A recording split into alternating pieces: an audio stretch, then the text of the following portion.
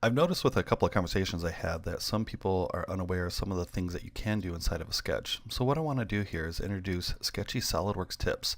And maybe there's some stuff that you'll find out that you didn't know before, or maybe have a better understanding of things that you've run into in the past. So let me go ahead and show you some things here. So the first one I want to talk about here is the tangent arc option. Let me go ahead and start a new part up here. We'll get into a sketch, and we'll start by drawing a line. And that's usually the first step that you have in here. Now, obviously, you can click and you can click and you can click and you can click. Now, you've got that together. But what you can do in here is if you are drawing another line, take your cursor, move it back over where the line started, and then pull out an arc at that time. It will be a tangent arc. Now, when you first start practicing this, if you're not used to it, you'll notice that you start creating them in different ways and stuff like that. And this may not be what you want.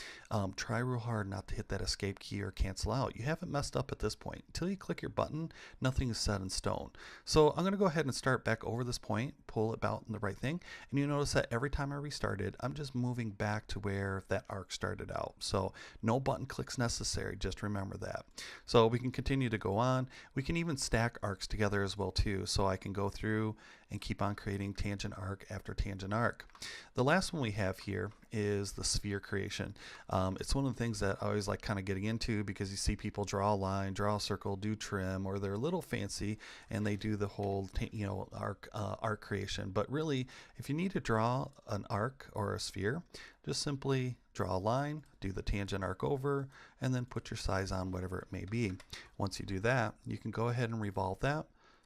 Just not extrude, revolve it across the axis and say okay. Once again, that whole thing was created with the line tool. So always kind of keep that in mind. You got that tangent arc creation on the fly, works out really good in a lot of cases. Now on the arc creation, I talked about clicky, clicky, clicky. This is when you're on the screen and you're clicking and you're clicking and you're clicking and you're clicking. This is what's known as the click-click methodology. It does give you one line after another line after another line after another line. So if you are going to create a closed profile with the line tool or some of your tangent arcs, this is a good way to do it. There is another way, however, to draw lines, and it's kind of when you get into this. You need to draw two parallel lines. And so you're able to do this without actually canceling out of the command. I'm going to go ahead and hit escape here and kind of walk through this a little bit. Now, if you're doing the click-click method, I click here, I click here. In order to start a new line down here that would be perpendicular or parallel, I should say, to this line, I'd have to go ahead and draw this secondary line here. But what most people do is after they draw the first line, they'll draw the line and then they'll hit escape. They'll go back to their line tool or even use their quick things, and then they'll draw another line here. Now, this is not a really good way to do it. Now, if you know about the click-click method, you may know about the click-drag method. The click-drag method is this. You click, you drag the line out, you let go of the mouse button. That will create the line. You'll notice that I'm still in the line tool, and that's going to allow me to go ahead and come back in and then even use some of my inferencing lines. These inferencing lines are pretty helpful in the fact that wherever I click, whatever the last line selected is on the screen, I can go ahead and create some quick relationships to them. Now, the nice part is I go to draw a line. I don't want to be parallel or perpendicular to this line. What if I want to be parallel perpendicular to this line over here?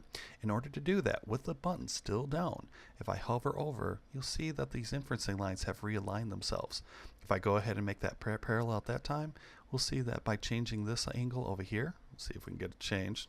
There, no, we're going to fix this here. There we go. If that's fixed, now we can change that angle, and you'll see that this line too is changing its angle as well to be parallel to it. So once again, the click-click method, where you're just clicking on the screen to create a closed contour, versus the click-drag method, which is you click-drag, click-drag, click-drag. You can create a bunch of little single lines without having to escape out. Last thing I wanted to get into here was what we call the shaded sketch contour. It's new in 2017, so if you're not running, if 2017 you're running any older versions, you're not going to have this available. So I'm going to go ahead and start out by showing you what it does. Now, basically, if you have a closed contour, circle would be a closed contour, it will shade in the middle for you to let you know it's there. Now, I have heard a couple people, kind of don't like it or whatever, and I have to agree with that. When I first saw this, I was like, great, there's something extra on the screen screen, but I've noticed that there's a couple cool things in it, and I'll go ahead and show you that to you shortly. Now, when you come in and I draw a rectangle, that would be one shape. Now, the problem that you ran into is I could grab the center of a circle and move it around, but if I tried to grab a rectangle, it kept on shrinking up, and maybe I just want to move it over here. Now, I could highlight and use the whatever sketch tools down here. No, thank you. What I would usually do is come in, throw some dimensions to stabilize it, and then I can grab a corner and move the whole thing. But that was a couple extra steps. What if you got into a situation where you had geometry that looked like this? So we'll go ahead and just draw some cranked up geometry. Go ahead and bring that out as an arc and bring it out the right way. And then we'll come back here. Now, in a case like this, I'd have to almost fully define this before I could start moving it around the screen. But with the shaded sketch contours turned on, all I have to do is grab in the center on the shaded portion, and I can move the whole thing around. I think that's pretty valuable. There's been a lot of times where I wish I would have had this tool in the past. So the other nice thing about it as well too is if you're working with a sketch that has a lot of contours and you're going to be using the contour selection, you can go ahead and stack these up, and you'll see that there is a wee bit of a gradient change as well too. You see how it goes from light to darker to even darker as the contours stack up on top of each other.